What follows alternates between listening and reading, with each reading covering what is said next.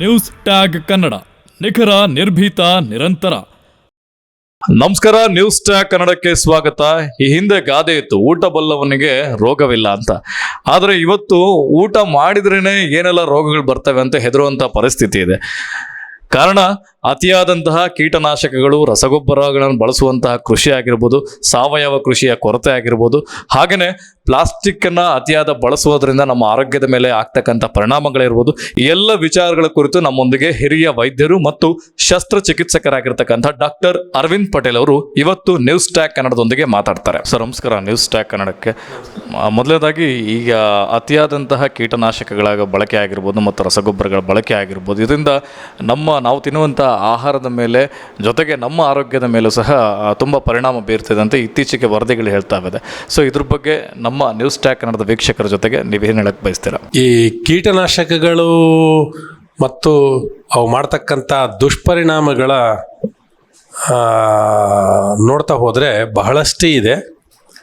ಉದಾಹರಣೆಗೆ, ಇವತ್ತಿನ ದಿವಸ ಬಳಸ್ತಕ್ಕಂಥ ಕೀಟನಾಶಕಗಳ ಪ್ರಮಾಣ ಮತ್ತು ಅದು ಆರೋಗ್ಯದ ಮೇಲೆ, ಅದರಲ್ಲೂ ಕೂಡ ಮಕ್ಕಳು ಮತ್ತು ಹೆಣ್ಣು ಮಕ್ಕಳು, ಅದರಲ್ಲೂ ಗರ್ಭಿಣಿಯರ ಮೇಲೆ ಮಾಡ್ತಕ್ಕಂಥ ಒಂದು ಅನಾಹುತ ಏನಿದೆ, ಭಾಳ ನಾವು ಎಚ್ಚೆತ್ಕೊಳ್ಬೇಕಾಗಿದೆ. ಇವಾಗ ಈ ನಮ್ಮ ರೈತರಿಗೆ ಕೀಟನಾಶಕ ಬಳಸದೆ ಬೆಳೆಯನ್ನು ಉಳಿಸ್ಕೊಳ್ತಕ್ಕಂಥ ಪರಿಸ್ಥಿತಿಯೇ ಇಲ್ಲ. ಹಾಗಂತ ಹೇಳಿ ಯಾವ ಪ್ರಮಾಣದಲ್ಲಿ, ಎಷ್ಟು ಪ್ರಮಾಣದಲ್ಲಿ ಏನನ್ನು ಬಳಸಬೇಕು ಅನ್ನೋದರ ಬಗ್ಗೆ ನಿಜವಾಗಲೂ ಕೂಡ ಮಾಹಿತಿಯ ಕೊರತೆ ಇರುವ ಕಾರಣ ಕಂಡ ಪೆಸ್ಟಿಸೈಡ್ಗಳನ್ನು ಬಳಸ್ತಾ ಇದ್ದಾರೆ. ನಾವು ನೋಡ್ತಾ ಇದ್ದೇವೆ, ನಮ್ಮ ಸುತ್ತಮುತ್ತಲೂ ಇರ್ತಕ್ಕಂಥ ಪ್ರದೇಶದಲ್ಲಿ ಕ್ಯಾನ್ಸರ್ ಪ್ರಮಾಣ ಹೆಚ್ಚಾಗಿದೆ. ಸುತ್ತಮುತ್ತಲೂ ಇರ್ತಕ್ಕಂಥ ಜನರಲ್ಲಿ ಬಂಜೆತನ, ಹೆಣ್ಮಕ್ಳಲ್ಲಿ ಒಂದೇ ಅಲ್ಲ, ಗಂಡಸರಲ್ಲೂ ಕೂಡ ಬಂಜೆತನ ಹೆಚ್ಚಾಗ್ತಾ ಇದೆ. ಮಕ್ಕಳಲ್ಲಿ ಕ್ಯಾನ್ಸರ್, ಸಾಲಿಡ್ ಟ್ಯೂಮರ್ಸ್ ಅಂತ ಹೇಳ್ತೀವಿ, ಮಕ್ಕಳಲ್ಲೂ ಕೂಡ ಕ್ಯಾನ್ಸರ್ ಪ್ರಮಾಣ ಹೆಚ್ಚಾಗಿದೆ. ಇವೆಲ್ಲದಕ್ಕೂ ಕಾರಣಗಳನ್ನು ಹುಡುಕ್ತಾ ಹೋದಾಗ ಅತಿಯಾದ ಕೀಟನಾಶಕ, ನಮ್ಮಲ್ಲಿ ಕೀಟನಾಶಕಗಳಿಗೆ ಒಂದು ಪ್ರಮಾಣ ಏನಿದೆಯಲ್ಲ, ಆ ಪ್ರಮಾಣದ ಬಗ್ಗೆ ಅರಿವಿನ ಕೊರತೆ ಬಹಳಷ್ಟು ಇದೆ. ಅದರ ವಿಲೇವಾರಿ ಕೂಡ, ನಾವು ಬಳಸ್ತಾ ಇರ್ತಕ್ಕಂಥ ಕೀಟನಾಶಕಗಳನ್ನು ನಮ್ಮ ಮನೆ ಸುತ್ತಮುತ್ತಲೇ ಇರ್ತಕ್ಕಂಥ ಒಂದು ಪ್ರಮೇಯ ಕೂಡ ಇದೆ. ಒಂದು ಸಂಶೋಧನೆ ಪ್ರಕಾರ ಬಿಹಾರ್ ಮತ್ತು ಉತ್ತರ ಪ್ರದೇಶದ ಗಡಿ ಪ್ರದೇಶದಲ್ಲಿ ಒಂದೇ ಫ್ಯಾಮಿಲಿಯಲ್ಲಿ 16ರಿಂದ 18 ಜನ ಕ್ಯಾನ್ಸರಿಂದ ಬಳಲಿದಾಗ ಅಲ್ಲಿ ಶೇಖರಣೆಯಾದಂಥ ಒಂದು ಕೀಟನಾಶಕದ ವಸ್ತು ಕೂಡ ಕಾರಣ ಅಂತ ಗೊತ್ತಾಗಿದೆ. ಹಾಗಾಗಿ ಗ್ಲೈಫಾಸೇಟ್ ಅಂತ ಏನು ಒಂದು ಕೀಟನಾಶಕ ಇದೆ, ಯಥೇಚ್ಛವಾಗಿ ಬಳಸ್ತಾ ಇದ್ದಾರೆ. ಅಂದರೆ ನಮಗೆ ಲೇಬರ್ ಪ್ರಾಬ್ಲಮ್ ಇದೆ, ಕೂಲಿ ಕಾರ್ಮಿಕರು ಸಿಗ್ತಾ ಇಲ್ಲ. ಕಳೆನಾಶಕ, ಹರ್ಬಿಸೈಡ್ ಅಥವಾ ಕಳೆನಾಶಕ ಅಂತ ಹೇಳ್ತೇವೆ. ಕಳೆನಾಶಕದ ಪ್ರಮಾಣ ಭಾಳಷ್ಟು, ಅದು ನನ್ನ ಲೆಕ್ಕದಲ್ಲಿ 200% ಹೆಚ್ಚಾಗಿದೆ ಏನೋ ಕಳೆದ 5 ವರ್ಷದಲ್ಲಿ. ಎಲ್ಲ ಬೆಳೆಗಳಿಗೂ ಕೂಡ ಕಳೆನಾಶಕವನ್ನು ಬಳಸ್ತಾ ಇದ್ದಾರೆ. ಅದು ಮಾಡ್ತಕ್ಕಂಥ ಅನಾಹುತಗಳ ಬಗ್ಗೆ, ಲಿಂಫೋಮಾ ಅಂತ ಒಂದು ಕ್ಯಾನ್ಸರ್ ಬಗ್ಗೆ, ಲ್ಯುಕೀಮಿಯಾ ಬಗ್ಗೆ ನಾವೆಲ್ಲರೂ ಕೂಡ ಎಚ್ಚೆತ್ತುಕೊಳ್ಬೇಕಾದ ಅವಶ್ಯಕತೆ ಇದೆ. ಹಾಗೆ ಹೇಳ್ತಾ ಹೋದಾಗ ಈಗ ಪ್ಲಾಸ್ಟಿಕ್ಕಿನ ಬಳಕೆ ನಮ್ಮ ಸುತ್ತಮುತ್ತಲು ಮತ್ತು ಪ್ಲಾಸ್ಟಿಕ್ಕಿನ ಸುಡೋದ್ರಿಂದ ಆಗ್ತಕ್ಕಂಥ ಅನಾಹುತಗಳು ಕೂಡ ಕ್ಯಾನ್ಸರ್, ಶ್ವಾಸಕೋಶದ ಕಾಯಿಲೆಗಳು, ಅಸ್ತಮಾ ರೋಗ, ಇವೆಲ್ಲದಕ್ಕೂ ಕೂಡ ಕಾರಣ ಆಗ್ತಾ ಇದೆ. ಒಂದು ಸಂಶೋಧನೆ ಪ್ರಕಾರ ಒಂದು ವಾರದಲ್ಲಿ 5 ಗ್ರಾಮ್ ಮೈಕ್ರೋ ಪ್ಲಾಸ್ಟಿಕ್ಕನ್ನು ನಾವೆಲ್ಲರೂ ಒಳಗಡೆ ತೆಗೆದುಕೊಳ್ತಾ ಇದ್ದೀವಿ. ಎಚ್ಚರ ಇಲ್ಲ. ಪಶುಗಳು, ದನ ಕರುಗಳು ಕೂಡ ಪ್ಲಾಸ್ಟಿಕ್ ತಿಂತಾ ಇದ್ದಾವೆ, ನಮಗೆ ಅರಿವಿಲ್ಲ.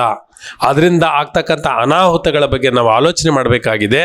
ಗರ್ಭಿಣಿ ಸ್ತ್ರೀಗೆ ಏನಾದರೂ ಒಂದು ಊಟ ಕೊಡುವಾಗ ನಾವು ಎಷ್ಟು ಎಚ್ಚರವನ್ನು ವಹಿಸುತ್ತೇವೋ ಅಷ್ಟು ಎಚ್ಚರವನ್ನು ಗರ್ಭ ಧರಿಸಿದ ಅಥವಾ ಹಾಲು ನೀಡುವ ದನ ಏನನ್ನು ತಿಂತಾ ಇದೆ ಅಂತ ಆಲೋಚನೆ ಮಾಡ್ತಾ ಇಲ್ಲ. ಇದು ನಾವೆಲ್ಲರೂ ಕೂಡ ಆಲೋಚನೆ ಮಾಡ್ತಕ್ಕಂಥದ್ದು ಅವಶ್ಯಕತೆ ಇದೆ. ದುರಂತ ಅಂತ ಹೇಳಿದರೆ, ಮನೆಯ ಮುಂದೆ ಸಗಣಿ ಇವತ್ತು ಮಾಯವಾಗಿದೆ. ಅದು ಕೂಡ ಒಂದು ಕಲರ್. ಆ ಕಲರ್ನ ಎಲ್ಲರೂ ಬಳಸ್ತಾ ಇದ್ದಾರೆ. ಅದು ಎಲ್ಲಿ ಹೋಗುತ್ತೆ ಅಂತ ಯಾರೂ ಆಲೋಚನೆ ಮಾಡಲ್ಲ. ನಾವು ಕುಡಿತಕ್ಕಂಥ, ನಾವು ಬಳಸ್ತಕ್ಕಂಥ ನೀರಿನ ಜೊತೆಗೆ ನಮಗೆ ಆಹಾರ ಉತ್ಪಾದನೆ ಆಗ್ತಕ್ಕಂಥ ನೆಲದಲ್ಲಿರ್ತಕ್ಕಂಥ ಸಸಿಗಳ ಜೊತೆಗೆ ಬೆರಿತಾ ಇದೆ. ನಾವೆಲ್ಲರೂ ಸಹ ನಾವು ಬಳಸ್ತಕ್ಕಂಥ ಆಹಾರ, ಹಣ್ಣು. ಈಗ ಹಣ್ಣು ನೋಡ್ತಾ ಇದ್ದೀವಿ, ಹಣ್ಣು ಯೂನಿಫಾರ್ಮಾಗಿ ಕಲರ್ ಚೇಂಜ್ ಆಗಬೇಕಂದ್ರೆ ಕೆಮಿಕಲ್ ಯೂಸ್ ಮಾಡ್ತಾರೆ. ಹಣ್ಣು ಕಾಯಿ ಇರೋದು ಬೇಗ ಹಣ್ಣಾಗಬೇಕಂತ ರಾಸಾಯನಿಕ ವಸ್ತುಗಳನ್ನು ಬಳಸ್ತಾ ಇದ್ದಾರೆ. ಇವೆಲ್ಲದರ ಪರಿಣಾಮಗಳ ಬಗ್ಗೆ ನಾವು ಆಲೋಚನೆ ಮಾಡಬೇಕಾಗಿದೆ. ಪ್ಲಾಸ್ಟಿಕ್ನಲ್ಲಿ ಕುಡಿತಕ್ಕಂಥ ಟೀ ಇರ್ಬೋದು, ಹೋಳಿಗೆ ಮಾಡಲು ಬಳಸುವ ಒಂದು ಪ್ಲಾಸ್ಟಿಕ್ ಕೂಡ ಬಂದ್ಬಿಟ್ಟಿದೆ. ಈಗ ಹೋಳಿಗೆ ಹಂಚು ಕೂಡ, ಹಂಚಿನ ಮೇಲೆ ಒಂದು ಪ್ಲಾಸ್ಟಿಕ್ ಹಾಕ್ತಾರೆ. ಸೊ ಅದು ಮಾಡ್ತಕ್ಕಂಥ ಅನಾಹುತಗಳ ಬಗ್ಗೆ ನಾವು ಆಲೋಚನೆ ಮಾಡ್ತಾನೇ ಇಲ್ಲ. ನಮಗೆ ಕ್ಯಾನ್ಸರ್ ಆಗ್ತಾ ಇದೆ, ಕ್ಯಾನ್ಸರ್ ಆಸ್ಪತ್ರೆಗಳು ಬರ್ತಾ ಇದ್ದಾವೆ, ಕ್ಯಾನ್ಸರ್ ಔಷಧಿಗಳು ಬರ್ತಾ ಇದ್ದಾವೆ. ಆದರೆ ಕ್ಯಾನ್ಸರ್ ಯಾಕೆ ಬಂತು ಅಂತ ಆಲೋಚನೆ ಮಾಡ್ತಕ್ಕಂಥ ಅವಶ್ಯಕತೆ ಹೆಚ್ಚಿದೆ.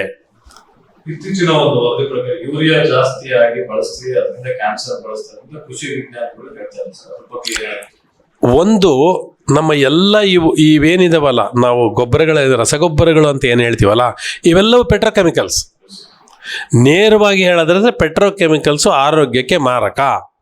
ಮಿತಿ ಮೀರಿದ ಪೆಟ್ರೋಕೆಮಿಕಲ್ಸ್ ಬಳಕೆ ಅನ್ನೋದು ಕ್ಯಾನ್ಸರಿಗೆ ಒಂದು ರೀತಿಯಲ್ಲಿ ಕಾರಣ ಆಗೇ ಆಗುತ್ತೆ. All petrochemicals are dangerous. Pesticides ವಿಚಾರದಲ್ಲಿ ಬಂದಾಗ ಆರ್ಗ್ಯಾನೋಕ್ಲೋರಿನ್ಸು, ಆರ್ಗ್ಯಾನೋಫಾಸ್ಫರಸ್ ಕಾಂಪೌಂಡ್ಸು ಇವೆಲ್ಲವೂ ಯಾವ ರೀತಿ ನಮ್ಮ ಆರೋಗ್ಯದ ಮೇಲೆ ಪರಿಣಾಮ ಬೀರ್ತಾವೋ ಅದೇ ರೀತಿ ಹೆಚ್ಚಿನ ರಸಗೊಬ್ಬರಗಳು ಪೆಟ್ರೋಕೆಮಿಕಲ್ಸ್ ಆಗಿರುವ ಕಾರಣದಿಂದಾಗಿ ಅವು ಕೂಡ ಆರೋಗ್ಯದ ಮೇಲೆ ದುಷ್ಪರಿಣಾಮಗಳನ್ನ ಬೀರ್ತವೆ. ಅಂದ್ರೆ ನಾವು ತಿಂತಕ್ಕಂಥ ಈ ಫಾಸ್ಟ್ ಫುಡ್ ಕೆಲವೊಂದೆಲ್ಲ ಈ ಮಕ್ಕಳಾಗಿದ್ರೆ ಹೆಣ್ಮಕ್ಳಾಗಿದ್ರೆ ಜಾಸ್ತಿ ಫಾಸ್ಟ್ ಫುಡ್ಗೆ ಮೊರೆ. ಆ ಫಾಸ್ಟ್ ಫುಡ್ ರಿಂದ ಏನೆಲ್ಲ ಪರಿಣಾಮಗಳು ಅಂದ್ರೆ ನೀವು ಆಸ್ ಎ ಸರ್ಜನ್ ಆಗಿ ಎಷ್ಟೊಂದು ಹೆಲ್ತ್ ಇಶ್ಯೂಸ್ ನೋಡಿರ್ತೀರ. ಇವತ್ತಿನ ದಿವಸ ಫಾಸ್ಟ್ ಫುಡ್ ಅಂದ ತಕ್ಷಣ ಒಂದು ಅವರು ಬಳಸ್ತಕ್ಕಂಥ ಎಣ್ಣೆ ಬಗ್ಗೆ ನಾವು ಆಲೋಚನೆ ಮಾಡಬೇಕಾಗಿದೆ. ಕರಿದ ಎಣ್ಣೆಯನ್ನು ಮತ್ತೆ ಮತ್ತೆ ಲಾಭಾಂಶ ಅವರು ಬದುಕಬೇಕಾಗಿದೆ. ಕರಿದ ಎಣ್ಣೆ ಮತ್ತೆ ಕರಿತಕ್ಕಂಥ ಒಂದು ವಿಚಾರ ಆದರೆ ಯಾಕೆ ಫಾಸ್ಟ್ ಫುಡ್ಡಿಗೆ ಜನ ಹೋಗ್ತಾರೆ? ಅದೇ ಸಮೋಸ ಮನೆಯಲ್ಲಿ ಮಾಡ್ಬೋದು, ಅದೇ ನಾವು ಗೋಳ್ಗೊಪ್ಪ ಅಂದರೆ ಪಾನಿಪುರಿ ಅದನ್ನು ಮನೆಯಲ್ಲಿ ಮಾಡ್ಬೋದು. ಅದರ ಟೇಸ್ಟಿಗೂ ಆ ಟೇಸ್ಟಿಗೂ ಯಾಕೆ ವ್ಯತ್ಯಾಸ ಇದೆ ಅಂದರೆ ಅವರು ಬಳಸ್ತಕ್ಕಂಥ ಅಜಿನೋಮೋಟೊ ಅನ್ನೋ ಒಂದು ಕೆಮಿಕಲ್, ನಾವು ಚೈನಾ ಸಾಲ್ಟ್ ಇರ್ತಕ್ಕಂಥ ಅಜಿನೋಮೋಟೊ ಇದೆಯಲ್ಲ, ಅದು ನ್ಯೂರೋಜೆನಿಕ್, ಅಂದರೆ ಅದು ಅಡಿಕ್ಷನ್ನಿಗೂ ಕೂಡ ಕಾರಣ ಆಗುತ್ತೆ. ಬಟ್ ನರ್ವ್ ಡಿಸಾರ್ಡರ್ಸ್ ಕೂಡ ಅಜಿನೋಮೋಟೊಯಿಂದ ಬರಲಿಕ್ಕೆ ಸಾಧ್ಯತೆ ಇದೆ. ಹಾಗಾಗಿ ಫಾಸ್ಟ್ ಫುಡ್ಗಳನ್ನು ರೆಗ್ಯುಲರ್ ಬಳಸ್ತಕ್ಕಂಥವರಲ್ಲಿ ಮೆಮರಿ ಲಾಸ್ ಅಂತ ಹೇಳ್ತೇವೆ, ಅದು ಕೂಡ ಆಗುತ್ತೆ. ಫೈನಲಿ ಯಾವ ರೀತಿಯ ಆಹಾರಗಳನ್ನ ನಮ್ಮ ವೀಕ್ಷಕರಿಗೆ ಜಾಸ್ತಿ ಒತ್ತು ಕೊಟ್ಟು ಸೇವನೆ ಮಾಡಲಿಕ್ಕೆ? ಈ ಆಹಾರಗಳ ಬಗ್ಗೆ ಆಲೋಚನೆ ಮಾಡುವಾಗ ನಾವು ಬ್ಯಾಲೆನ್ಸ್ಡ್ ಫುಡ್ ಅಂತ ಒಂದು ಹೇಳ್ತೀವಿ, ಸಮತೋಲನ ಆಹಾರ ಅಂತ ಹೇಳ್ತೀವಿ. ಒಂದು ಸಮತೋಲನ ಆಹಾರ ಅಂದರೆ ಕಾರ್ಬೋಹೈಡ್ರೇಟ್ಸು, ಪ್ರೋಟೀನ್ಸು ಮತ್ತು ಕೊಬ್ಬಿನ ಅಂಶ ಇರ್ತಕ್ಕಂಥವನ್ನ ಹೇಳ್ತೀವಿ. ಅವೆಲ್ಲವೂ ಕೂಡ ನಾವು ಎಲ್ಲಿ ತರ್ತಾ ಇದ್ದೀವಿ ಅಂತ ಕೂಡ ಆಲೋಚನೆ ಮಾಡಬೇಕಾಗಿದೆ. ಅಂಗಡಿಗಳನ್ನು ಆಲೋಚನೆ ಮಾಡಬೇಕಾಗಿದೆ. ಅದರಲ್ಲೂ ಕೂಡ ನಮ್ಮಲ್ಲಿರ್ತಕ್ಕಂಥ ಇವತ್ತಿನ ತುಂಗಭದ್ರಾ ಬೆಲ್ಟಲ್ಲಿರ್ತಕ್ಕಂಥ ಭತ್ತದಲ್ಲಿ ಶಕ್ತಿ ಕಡಿಮೆಯಾಗಿದೆ ಅನ್ನೋದು ಸತ್ಯ.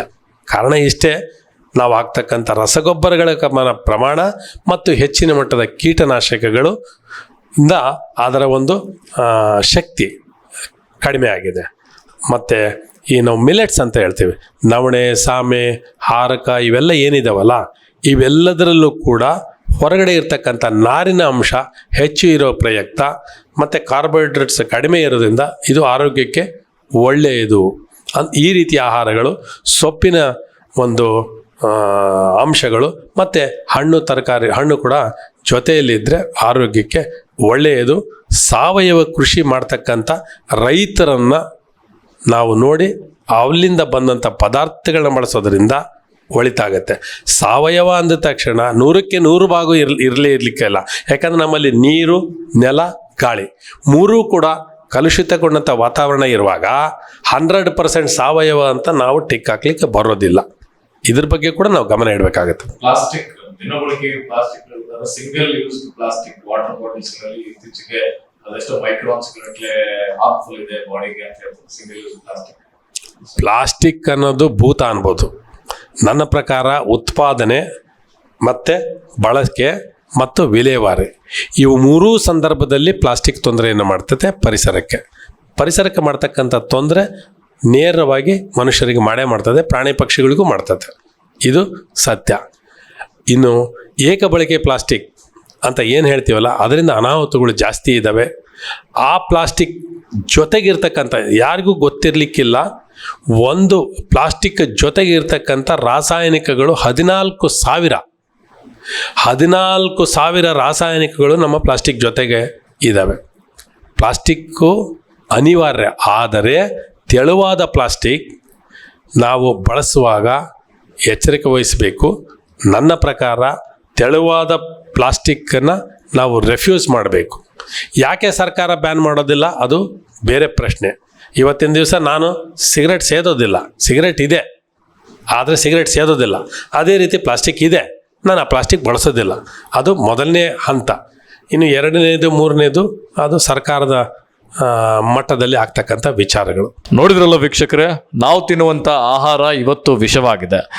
ಹಾಗಾಗಿ ಆಹಾರದ ಗುಣಮಟ್ಟ ಮತ್ತು ಆಹಾರವನ್ನು ಯಾವೆಲ್ಲ ಆಹಾರಗಳನ್ನು ನಾವು ಸೇವಿಸಬೇಕು ಮತ್ತು ಅದರ ಆಗ್ತಕ್ಕಂಥ ಪರಿಣಾಮಗಳ ಬಗ್ಗೆ ನಮ್ಮೊಟ್ಟಿಗೆ ವೈದ್ಯರಾಗಿರ್ತಕ್ಕಂಥ ಜೊತೆಗೆ ಶಸ್ತ್ರಚಿಕಿತ್ಸಕರಾಗಿರ್ತಕ್ಕಂಥ ಡಾಕ್ಟರ್ ಅರವಿಂದ್ ಪಟೇಲ್ ಸರ್ ಅವರು ತುಂಬ ಸುದೀರ್ಘವಾಗಿ ಸವಿವರಣೆಯನ್ನು ನೀಡಿದ್ದಾರೆ. ಹಾಗೆಯೇ ಪ್ಲಾಸ್ಟಿಕ್ ಬಳಕೆಯನ್ನು ಸಹ ಅದರ ಬಗ್ಗೆ ಒಂದು ಜಾಗೃತಿ ನುಡಿಗಳನ್ನು ಸಹ ನಮ್ಮೊಟ್ಟಿಗೆ ಹಂಚಿಕೊಂಡಿದ್ದಾರೆ. ಹಾಗಾಗಿ ನ್ಯೂಸ್ ಟ್ಯಾಗ್ ಕನ್ನಡದ ಪರವಾಗಿ ನಿಮ್ಮೆಲ್ಲರ ಪರವಾಗಿ ಅನಂತ ಧನ್ಯವಾದಗಳನ್ನು ಅರ್ಪಿಸ್ತೀವಿ ಸರ್. ನಮಸ್ಕಾರ. ಇನ್ನಿತರ ಸುದ್ದಿಗಳಿಗಾಗಿ ಕೂಡಲೇ ಸಬ್ಸ್ಕ್ರೈಬ್ ಮಾಡಿ ನ್ಯೂಸ್ ಟ್ಯಾಗ್ ಕನ್ನಡ.